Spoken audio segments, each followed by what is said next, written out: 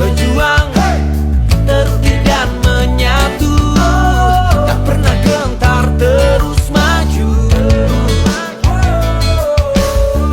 Gelora membara, semangat dalam dada, akan menggetarkan dunia. Tak kenal takut, tak kenal menyerah, Garuda di dada.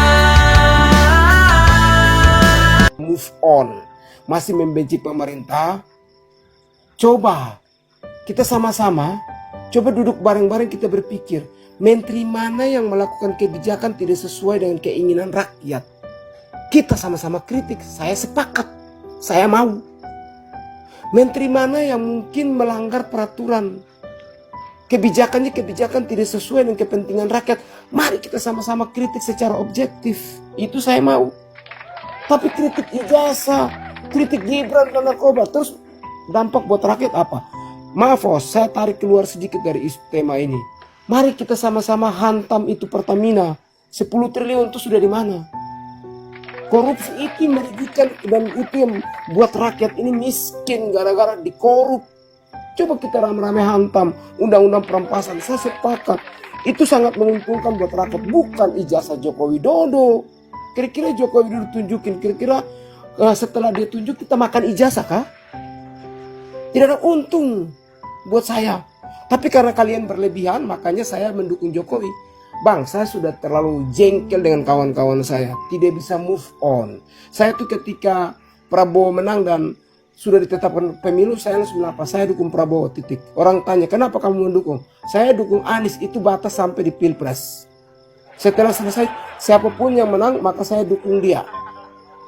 Saya bukan mendukung orang menjadi pecinta-pecinta buta, on, mabuk. Ini kayak orang mabuk cinta nih bang. Iya. Dukung sudah, kalau memang pemerintah siapapun yang menang, kan waktu kampanye kita bilang siapapun yang menang kita wajib mendukung. Ketika Gibran dan Prabowo menang, kita tidak dukung, justru kita hantam.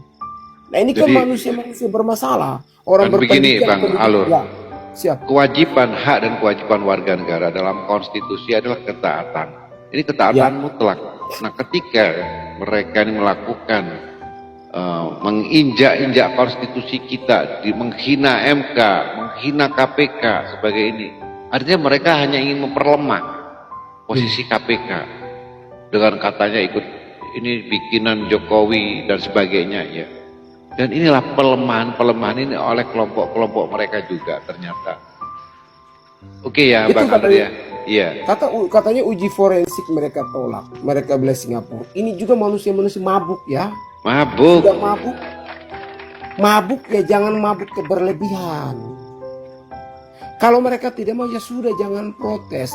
Dalam hukum kan berbicara tentang engkau yang mendalilkan, maka engkau yang harus membuktikan. Kenapa takut dengan polisi? Apakah nanti katanya polisi atau pihak keamanan atau pihak pengadilan akan berpihak pada Joko Widodo? Terus pertanyaannya ini lagi Bang. Ya. Alur. Ya. Ijazah Pak Jokowi ini kan produk hukum wilayah Indonesia ya. Nah bagaimana mungkin wilayah produk hukum kita diuji di wilayah hukum negara lain? Kalau nah ini sesuatu yang bukan pada tempatnya, karena yang punya otoritas kan UGM. Iya UGM. Wilayah hukumnya berbeda. Nah ini kayaknya orang stres banget lah. Ini bukan persoalan atau kasus transnasional.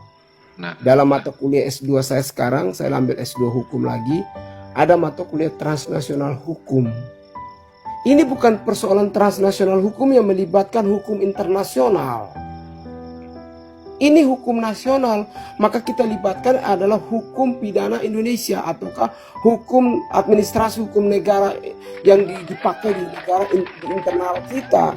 Kenapa kita jadi bodoh? Makanya menurut saya host, ini dua orang ini tidak mengerti hukum. Yang namanya Roy. Terus begini lagi, Alur. Ya. Satu lagi ya. Hasil kajian mereka seolah-olah mereka paling benar. Padahal satu konyol, caranya murahan, datanya hasil mencuri. Mau dibandingkan dengan hasil forensik dari Bareskrim yang sudah memang menjadi bagian dari konstitusi ya, menjadi bagian dari sistem ketatanegaraan kita. Ini ditolak. Ini di mana hukumnya, Bang Alor? Bang, Monggo. mereka menguji pakai aplikasi apa? Data yang mereka dapatkan tuh dari mana? Mencuri. Dian itu ambil dari mana? Abang harus ngomong ya. Waktu kita selesai di UGM, yang menyerahkan ijazah tuh begini bicaranya. Mohon dijaga baik-baik.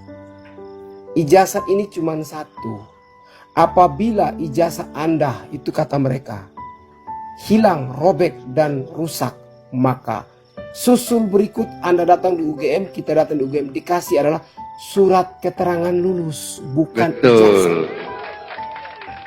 Kenapa Roy Suryo dengan ini responsioniper jadi lupa begitu? Kenapa otaknya bisa seperti itu?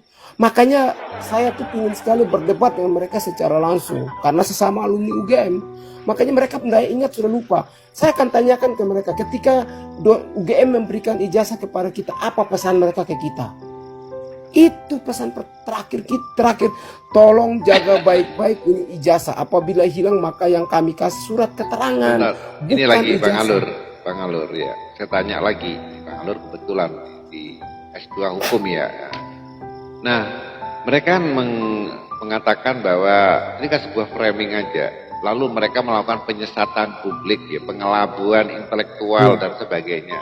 Seolah-olah mereka sudah melakukan pengkajian, padahal objek yang mereka teliti itu kan nggak benar gitu loh.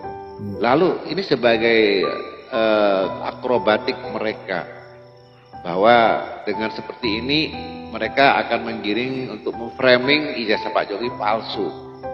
Mereka bungkus kebohongan, kebusukan mereka dengan atas nama kajian ilmiah.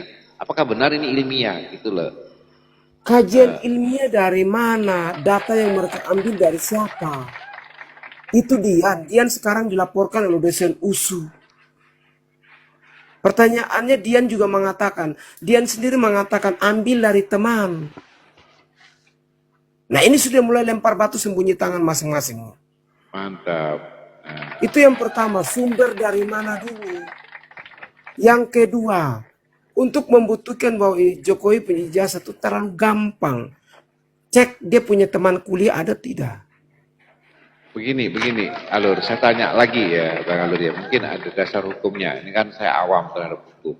Nah, dia mencari datanya mencuri dari Dian. Nah, mencuri data lalu tanpa pengetahuan Dian Sandi, dia nggak izin kan, nggak izin. Curi dari Dian. Nah, mencuri data lalu tanpa pengetahuan Dian Sandi, dia nggak izin kan, nggak izin. Juga Dian Sandi juga nggak mempersilahkan dia memberi izin untuk meneliti datanya. Terus kedua, yang asli milik ijazah ini kan Pak Jokowi. Dia nggak mengkonfrontir, nggak memverifikasi ini apa benar fotokopi ijazah, kan nggak ada izin juga. Karena ini hak privasi orang, mengkaji lalu mempublikasi. Ini hukumnya gimana ini? Pak, jadi barang siapa yang mengambil tanpa seizin pemiliknya, lalu mentransimisikan atau menyebarluaskan, jelas dia kena hukum pidana. Pertanyaannya, Dian tuh sudah minta izin, kalau memang itu ijazah Jokowi, sudahkah dia minta izin di Jokowi? Kenapa dia publikasi di ruang publik? Dia kena pasal. Dian kena, yang mengambil, yang mempublikasi, yang menyebarluaskan, itu pun juga kena. Roy Suryo termasuk ya?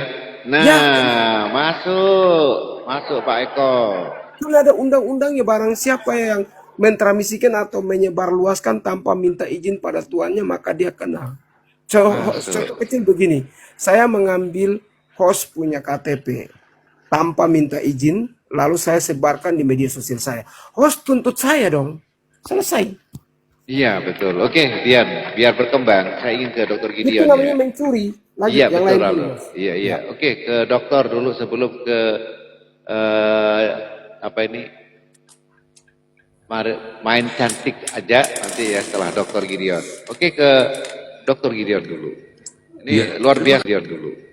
Ini luar biasa ini pengembangannya. Iya, usulan yang disampaikan oleh Bang Fred Alor itu terkait dengan pembekuan ijazah alumni itu dilakukan oleh juga kampus Bina Nusantara. Kampus Bina Nusantara itu sebagai bentuk integritas daripada alumni ya, mereka menegaskan kepada para alumni kalau kalian melakukan pelanggaran maka ijazah kalian kami tarik atau di berarti ya tidak diakui gitu. Wah, berarti loh. tarik ya nanti ya. Ya, demi integritas bayangkan. Jadi menjaga kualitas para alumni itu untuk memiliki integritas sampai akhir hayat hidup mereka. Tidak dibolehkan untuk melakukan pelanggaran, tidak dibolehkan untuk melakukan perbuatan tercela, tidak dibolehkan untuk melakukan perbuatan apapun yang memalukan, baik itu nama kampus, nama juga dunia pendidikan maupun nama bangsa. Nah, ini Bang Prof ya. Apakah Ya. ini merupakan hak prerogatif Iya, hak prerogatif dari UGM? kampus, Iya. dari kampus. Karena masing-masing kampus beda kebijakan. Ini mungkin Iya. bisa nanti dilakukan oleh UGM. Mantap, Mungkin nanti rektor UGM bisa aja ini membuat regulasi khusus ya kepada sekarang ini, baik kepada untuk berlaku surut, baik berlaku alumni yang tahun-tahun yang sudah lalu sampai masa depan. Nah, ini mungkin akan menjaga integritas setiap mahasiswa. Ini terkait usulannya tadi.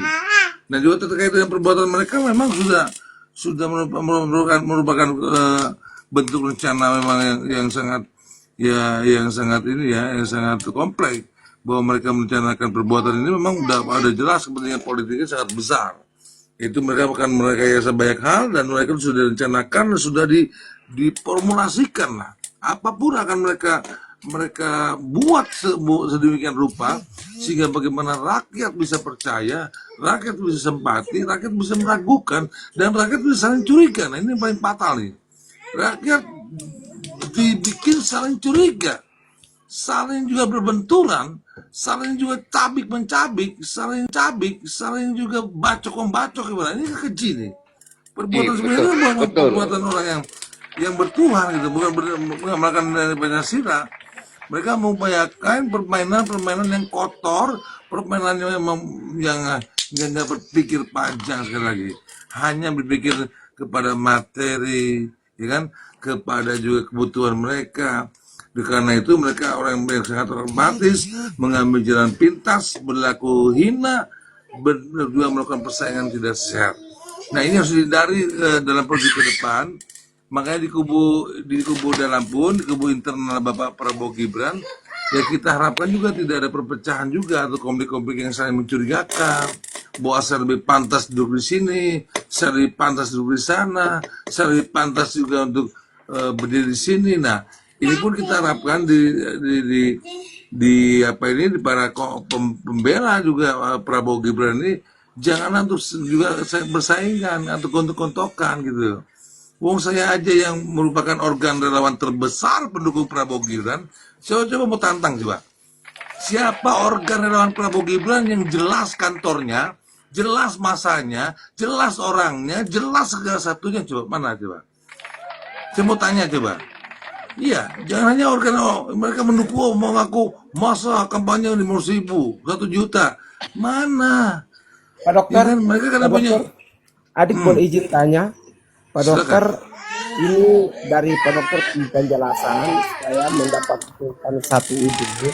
Rencana saya mau buat surat terbuka sebagai alumni, meminta Rektor UGM untuk segera mencopot legal standing alumninya mereka berdua. Mantap, Saya boleh mantap. minta kira-kira ada tidak? Ini saya lagi buka laptop mau tulis surat terbuka nih.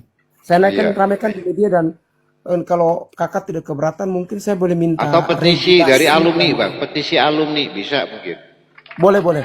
Petisi Iya. nanti saya buatkan. Yang kedua, Iya. Pak Dokter boleh saya minta hukum tata negara atau hukum Kemendikbud yang mengatur tentang yang membuat gaduh merusak nama baik UGM atau Alma mater, kampus iya. ataupun dipecat. Saya boleh minta referensinya. Saya lagi tulis ini surat terbuka. Oh ya. Lanjut, Mas. Prerogatif kampus Bang Alor. Jadi saya bilang tadi kalau referensi Bang Alor. Jadi saya bilang tadi kalau ya referensinya nanti ikutin aja tadi. Kalau BINUS aja bisa menerapkan ya kan sistem seperti itu, kenapa kampus swasta yang lain atau kampus negeri pun tidak bisa melakukan yang sama. Nah ini salah satu ide yang baik, makanya alumni BINUS itu kalau udah lulus itu diminati oleh perusahaan-perusahaan asing atau perusahaan swasta dimanapun berada, karena mereka punya sistem itu membuat mereka diminati. Itu Nggak, mungkin ada landasan hukumnya, Prof. Profesor Dr. Gideon. Kalau landasan hukumnya belum ada ya, belum muncul ya. Ya, karena Pencemaran nama baik alma mater. Ini kan nanti mungkin di sidang ya. Salah satu tuntutannya itu mungkin bisa kan ya. Di sidang. ya di undang-undang pendidikan mungkin ada di situ tulis undang-undang pendidikan ya. Nanti kita dalami lagi di undang-undang pendidikan tinggi. Iya. Kan ada di situ bagaimana terkait dengan mahasiswa yang atau alumni yang ya ada nggak di situ dijelaskan. Tapi yang jelas itu kalau untuk membekukan atau mencabut itu ijazah seorang itu kebijakan kampus lah. Yang memang kampus peduli terhadap nasib bangsa ke depan agar para alumni ini tidak melakukan kesalahan yang berdampak pada disintegrasi bangsa atau merusak persatuan bangsa. Demikian, Os. Lanjutkan. Terima kasih. Mantap. Oke, ini tadi luar biasa ya, luar biasa masukan dari Bang Alur, Bang Profesor Dr. Gideon. Mudah-mudahan ini nanti apa yang menjadi langkah Bang Alur ya perjuangannya dalam rangka menjaga alma mater setiap perguruan tinggi, setiap lembaga pendidikan di negeri ini perlu dijaga. Karena kalau enggak akan nanti di kemudian hari semua lembaga negeri kita akan diacak-acak oleh model preman-preman yang berjubah akademis ini, yang berjubah intelektual. Ini perlu ada kebijakan dari lembaga-lembaga yang ada di Indonesia semuanya. Ini sebagai pembelajaran, mungkin ngambil hikmahnya di sini. Langsung ke main cantik. Lanjut main cantik. Oke, selamat malam, Mas. Selamat malam Ya, semuanya. selamat malam. Ya, Salam hormat, salam kenal semuanya. ya. Iya, Os, sedikit mungkin saya berikan narasi, tapi ya nggak begitu ikutin sih. Jadi mungkin nggak terlalu banyak ya, Os ya. Iya, iya. Jadi itu kan bermula daripada Bambang Tri ya waktu itu, dan Bambang Iya, Tri sempat. tahun 2016. Iya. Ya, artinya bahwa ini mau dilihat bahwa ini adalah sebuah kelompok-kelompok yang timbul tenggelam, jadi seolah ada musiman gitu, musiman untuk memprotes, mengkritik kebijakan-kebijakan pemerintah, tapi tidak rasional, gitu. Kalau dilihat daripada, jadi setelah Bambang Tri udah masuk penjara, kemudian Pak Presiden sudah tidak menjabat lagi, kemudian muncul lagi isu ini, isu yang sama, orang-orang yang sama, gitu. Jadi nggak berubah. Artinya bahwa boleh kita memberikan sebuah kritik dan pendapat itu dijamin oleh konstitusi kita juga. Gitu. Namun cuman kan harus rasional kita menyampaikan hal itu gitu. Bolehlah kita menjadi oposisi, tapi oposisi yang baik gitu, bukan menyerang kepada sebuah pribadi. Itu berdampak dari, ini diduga kuat ya, berdampak daripada sebuah dendam pribadi atau lain sebagainya, kan gitu. Begini, main cari ya, main. Oposisi bagus dalam rangka mengimbangi supaya kontrol and balance ya, itu bagus dalam teori dialektik. Ada tesis dan antitesis sehingga memunculkan sintesis. Nah itu bagus. Justru yang buruk ini adalah penebar kebencian dan penyesatan ini. Ini kelompok ini bukan kelompok oposisi sebenarnya, tapi kelompok perusak, itulah maksud saya. Oposisi positif sebenarnya. Silakan lanjut main cantik. Iya, jadi menergailansikan itu kayak sebuah agenda yang tidak pernah berhenti gitu loh. Jadi dikategorikan mereka ini adalah kelompok-kelompok delusi politik yang memang sudah parah gitu. Sehingga memang wajar ketika Pak Jokowi harus melaporkan mereka. Dan melaporan Pak Jokowi sudah membawa ijazah yang asli, dan bahkan itu sudah ditunjukkan kepada penyidik gitu. Betul. Nah, mereka selalu menarasikan ini tapi tidak menemukan sebuah bukti yang baru yang menunjukkan bahwa ini loh bukti mereka, tapi mereka memainkan isu ini dari 2014 yang lalu. Artinya tidak pernah berubah. Nah, makanya ini hanya membuat stabilitas politik terganggu aja. Karena sudah menyerang seharusnya menjadi otokritik yang baik kepada pemerintah, kebijakan pemerintah, kan itu yang menjadi oposisi yang benar, kan begitu. Iya. Nah, ini berbalut dengan topeng-topeng demokrasi, berbalut dengan topeng-topeng undang-undang, kemudian teriak nama-nama. Ini Pak Jokowi kan bukan hal kecil juga. Yang hak mengklaim itu adalah UGM. Kenapa UGM yang hak mengklaim itu? Karena UGM yang memberikan ijazah tersebut. Yang Dialah yang punya menerbitkan. hak. Bahkan UGM sudah menyampaikan itu di ruang-ruang publik. Bahwasannya semua dokumentasi dan dokumen daripada Pak Jokowi kuliah ini ada, sudah disampaikan itu. Nah, mereka ketinggalan dengan itu dan tidak memiliki bukti apa-apa. Cuman mereka lebih spare-nya kepada ruang-ruang publik, media sosial dan lain sebagainya. Kan begitu. Ini framing-framing yang menyesatkan publik menjadi integrasi berpikir yang sangat goblok ini. Iya, penyesatan dan pembusukan. Pembusukan moralitas bangsa, moralitas publik. Ya, lanjut, manis. Manis sekali narasinya. Betul Mas. Iya, jadi memang kalau saya kurang begitu ikutin, cuman sedikit ya kadang-kadang muncul di VT, kadang lihat di berita juga. Cuman saya lihat ini bahwa ini entah ya ada aktor-aktor finansial atau ada aktor-aktor mastermind-nya. Ini ada entah ini ada kontaminasi tokoh-tokoh politik yang besar atau seperti apa gitu. Karena ini seperti musiman, ketika ada muncul nongol terus hilang lagi terus ada muncul, tapi itu orang-orang yang seputaran itu doang gitu loh. Dari semenjak ini orang-orang yang dilihat dari benar itu si Alor tadi sampaikan bahwa itu benar dari awal pemilihan gubernur DKI Jakarta itu sudah mulai, dan itu orang-orang yang itu aja. Ya perlu diambil sebuah tindakan hukum yang harus dibawa ke ranah hukum sehingga dibuktikan. Gitu. Bagaimana kita mau mempercayakan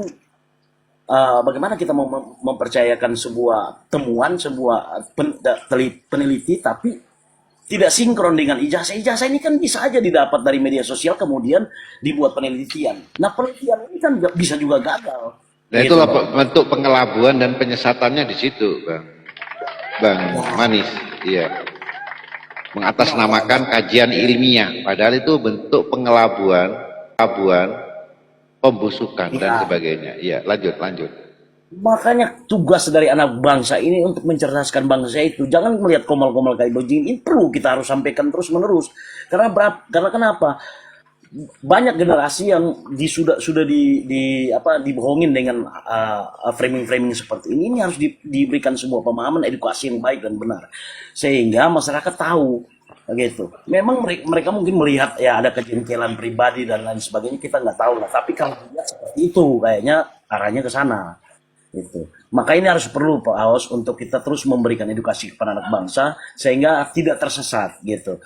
Dan ini saya yakin bahwa ini sudah dibawa ke ranah hukum. Persoalan ini sudah disampaikan, Pak Jokowi sendiri sudah menyampaikan bahwa sudah memberikan ijazahnya kepada pihak penyidik.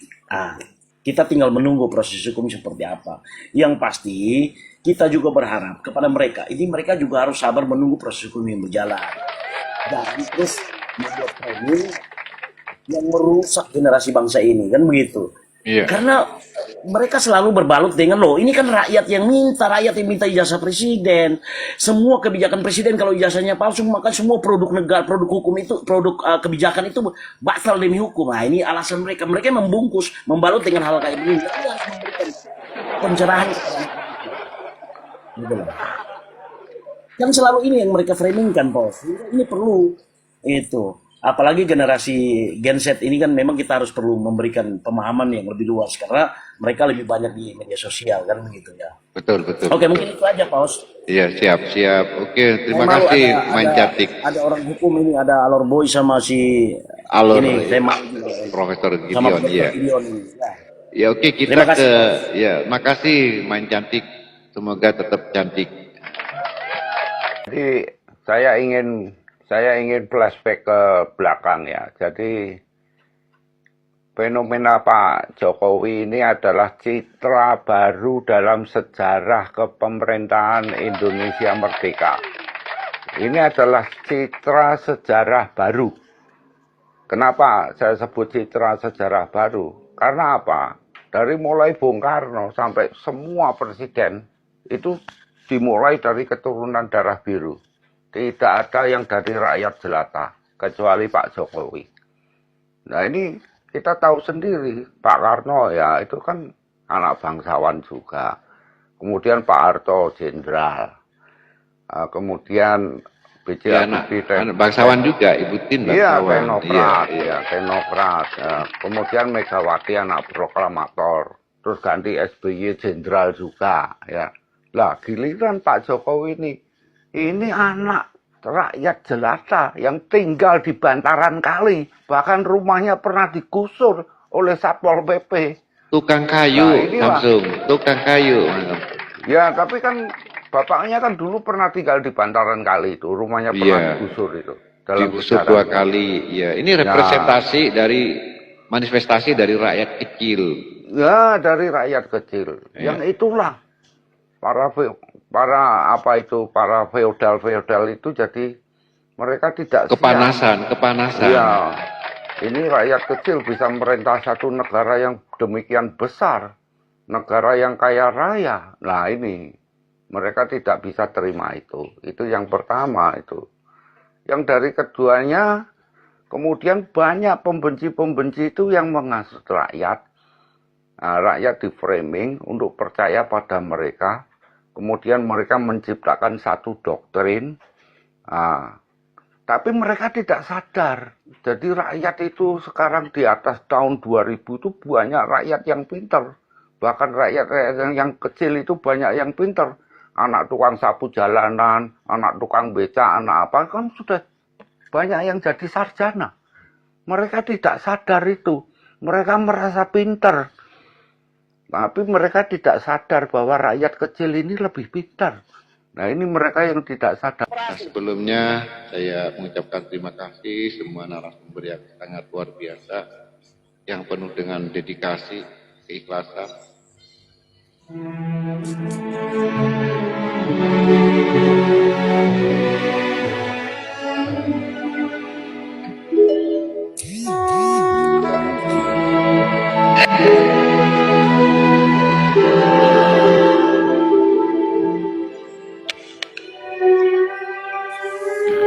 Tanah airku tidak lupakan, kan terkenang selama hidupku. Biarpun saya pergi jauh, tidakkan hilang dari kamu. Tanahku yang ku cintai, engkau ku hargai.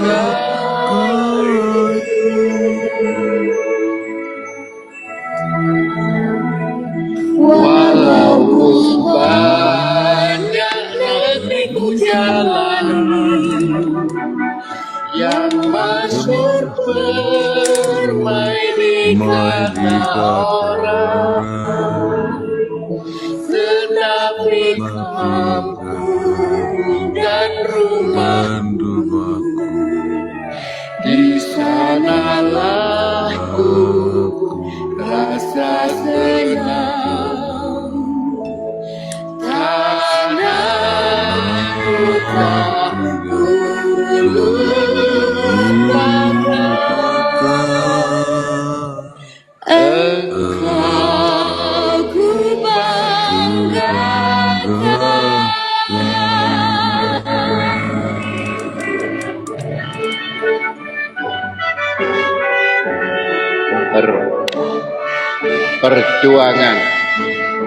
Perjuangan tidak mengenal kalah, tidak mengenal menang. Perjuangan adalah ibadah. Ibadah kepada Tuhan, bangsa, tanah air. Dari keyakinan inilah kita merdeka.